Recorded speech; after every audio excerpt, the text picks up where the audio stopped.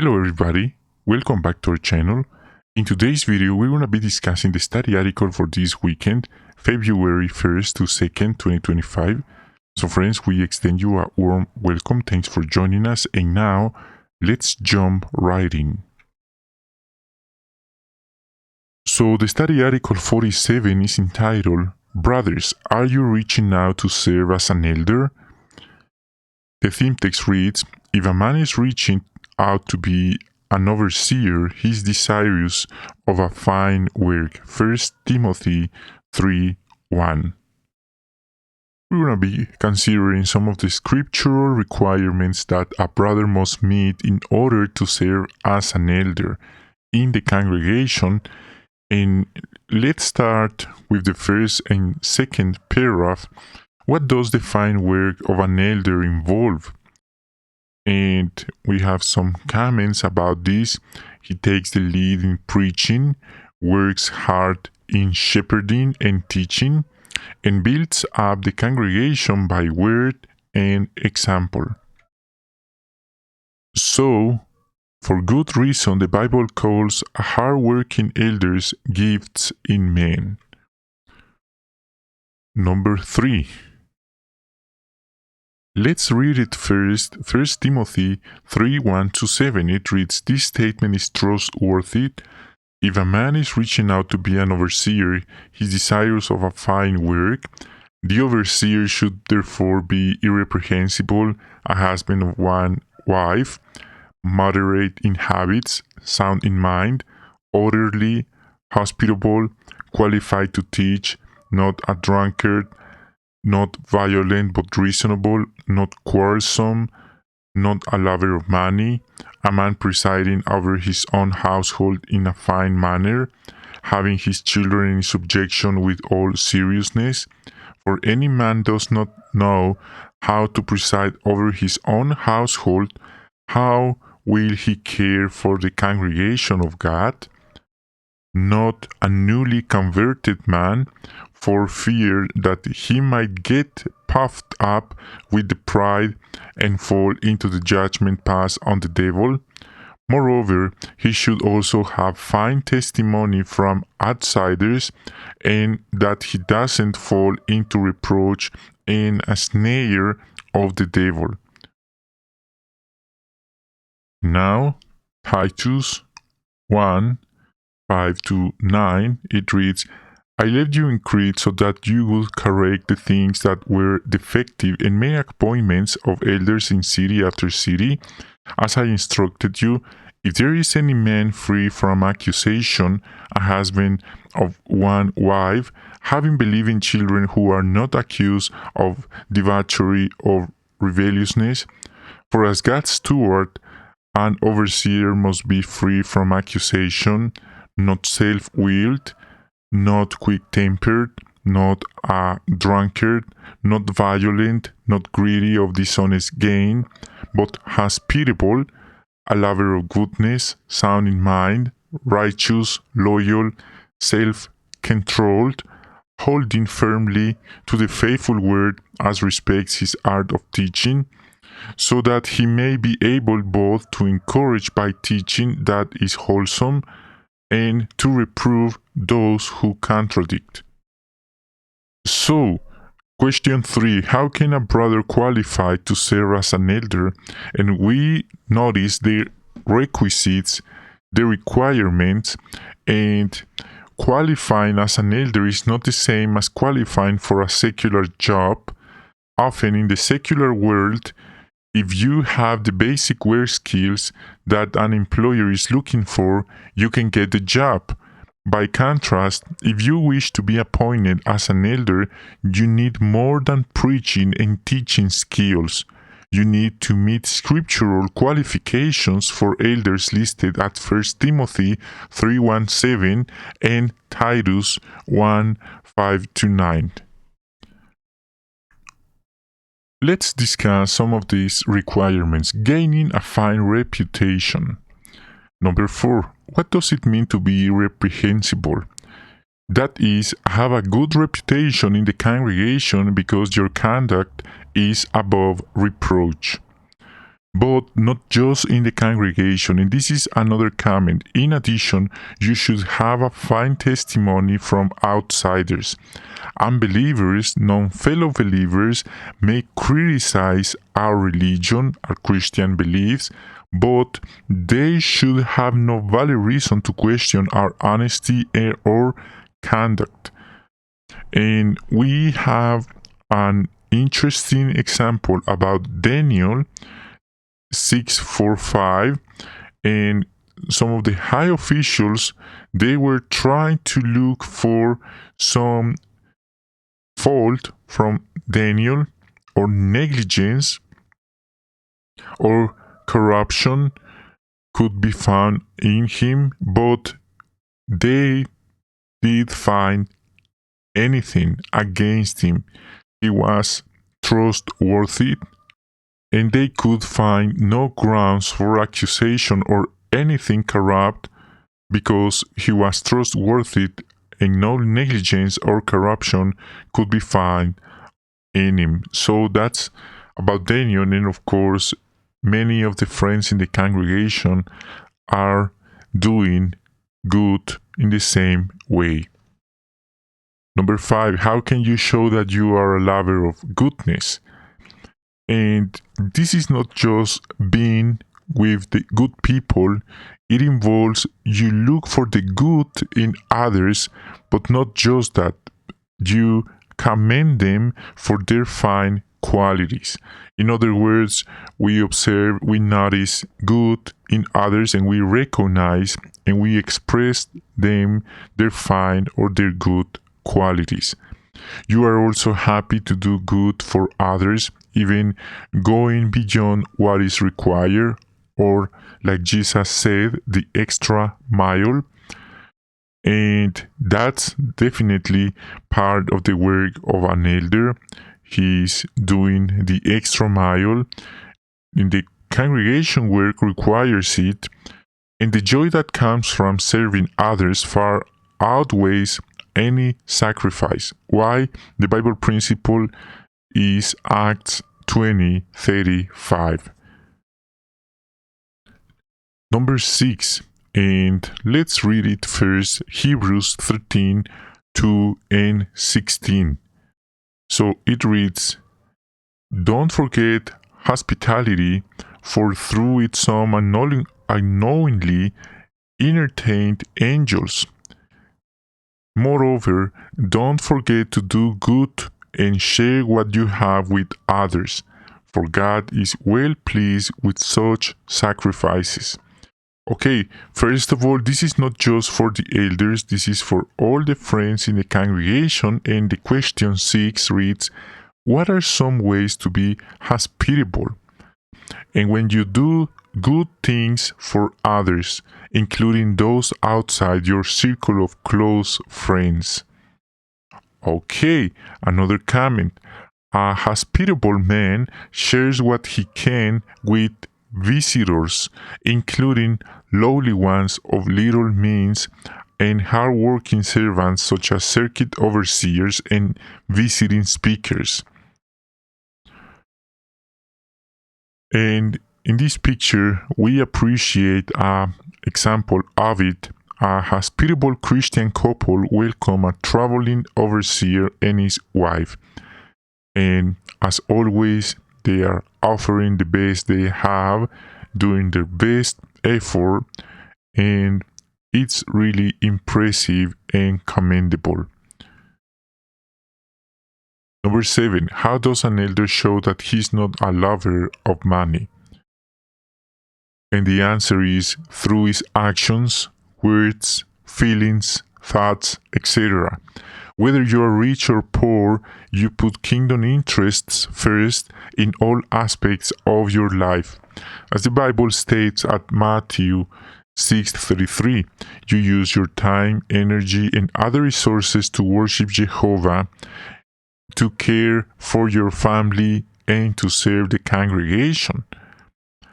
Okay, that's the main point. So it's not a sin being rich or poor, it's just the matter of putting the kingdom first.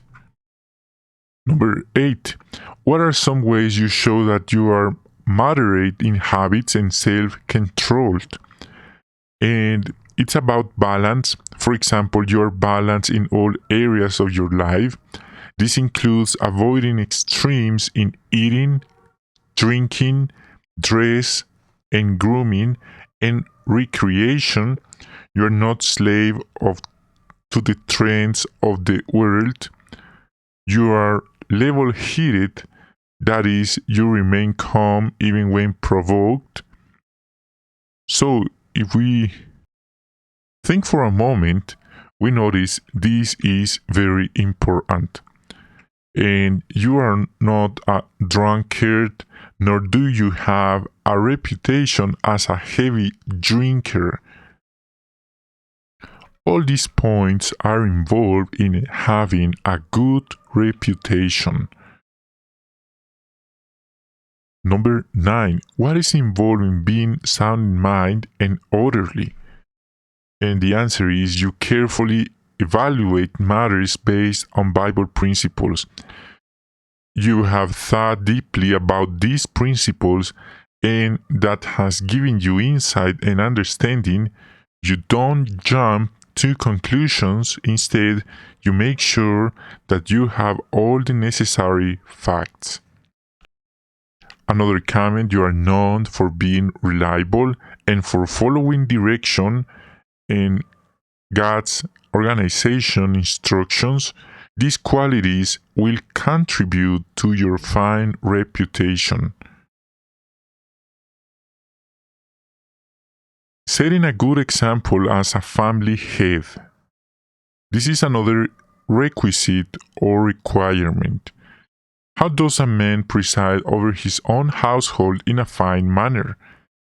And very simple but important, the reputation of his family will affect his qualifications for good or for not so good. For example, you need to have a reputation for being a loving and responsible family head. This includes taking the lead in all aspects of your worship. If any man doesn't know how to preside over his own household, how will he care for the congregation of God? And that makes sense. No wonder why the Bible states this requisite. 11 and 12. How does the conduct of a man's family members affect his qualifications? And is the same pattern. The conduct of his family may influence him for or against his appointment. So definitely they'll affect his appointment in a good or negative way. And you need to teach and train them lovingly, of course, like all children, they'll enjoy laughing and playing, but because of your good training, they'll be obedient, respectful, and well behaved. Good manners in the meetings with the older ones, etc. Also, you must do your best to help your children to develop a good relationship with Jehovah. And we appreciate in this picture how a couple and the brother is doing his best training his family, but on the other hand, we notice how his wife is supporting him. So that's really significant because it's a team work. Family heads train their children by involving them in different aspects of sacred service. And all together are doing their best. And his wife, really important, she's supporting him. Okay, now serving the congregation. Number 13, how can you show that you are reasonable, not self-willed? And it's the same pattern through his actions, through his words, through his feelings. A reasonable man promotes peace. If you want to be known as being reasonable, listen to others and be open to their viewpoints. That's really important. Not self-willed means that you don't insist on doing things your way. You appreciate the value of many advisors or different options or perspectives. And another comment, you are not quarrelsome or quick-tempered. Instead of being harsh or disagreeable, you are gentle and tactful. And this is not just with the publishers or non-fellow believers of his family members. This is also with his interaction with his co-elders, especially during elders meetings. And it's really important to display, to show these qualities all the time. That's the qualification or requirement. Number 14, what is meant by not newly converted and loyal? And now we have in mind that the requirement of age is 21 years old. And although you don't have to be baptized for many years, you do need time to become a mature Christian. Before you are appointed as an elder, you must demonstrate that, like Jesus, you are humble and are content to wait on Jehovah for any assignment. Another comment, you can prove that you are loyal by sticking to Jehovah and his righteous standards and by following the direction given through his organization. Number 15, must an elder be an excellent public speaker? Explain.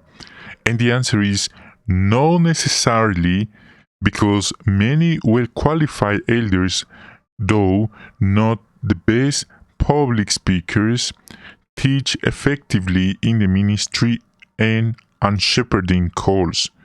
But, on the other hand, you do need to work constantly at improving your skills as a teacher, as a speaker, and this is really important, always or constant improving. How can you become more effective as a teacher? And to be more effective as a teacher, through your words, actions, etc., base your public teaching and private counsel on God's Word. Be a good student of the Bible and our publications. So no pain, no gain. And you can improve as a teacher if you ask for and apply suggestions from experienced elders or the counselor in the congregation.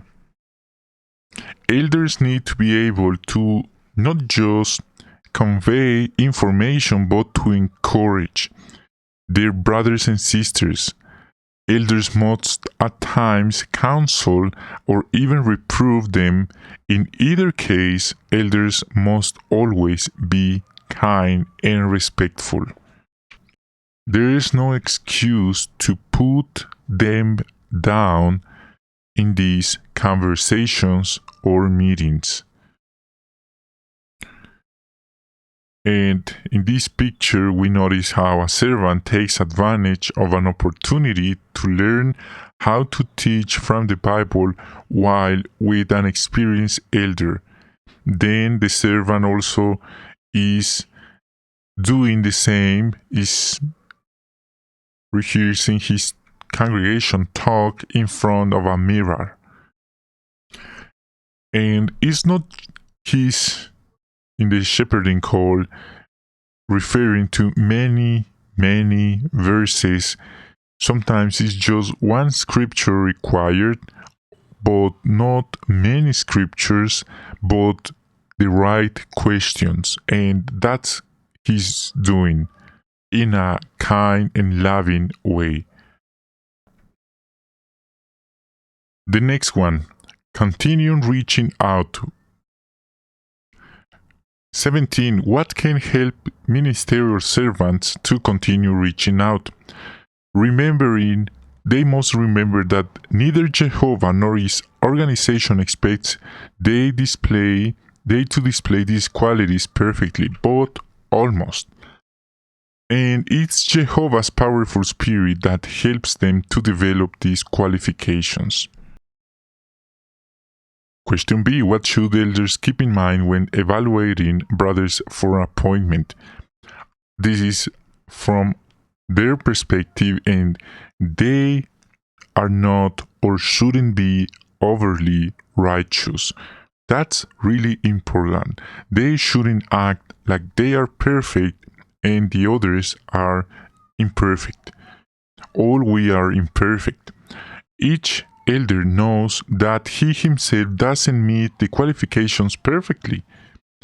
Therefore, the elders prayerfully consider whether a brother measures up to the scriptural qualifications to a reasonable degree. So the organization is saying this, a reasonable degree, and that's the key. 18. What are all ministerial servants encouraged to do? Ask Jehovah to train and mold you to be even more useful in serving Him and the congregation. As the Bible states at Isaiah 64:8, may Jehovah richly bless your efforts to qualify to serve as an elder. Okay, we are concluding this discussion, and how would you answer? Let's recap. What do we learn from 1 Timothy 3:1-7? We learn the importance of respecting the requirements established by the Bible for appointing elders is Bible's requisites, not humans or our personal requisites.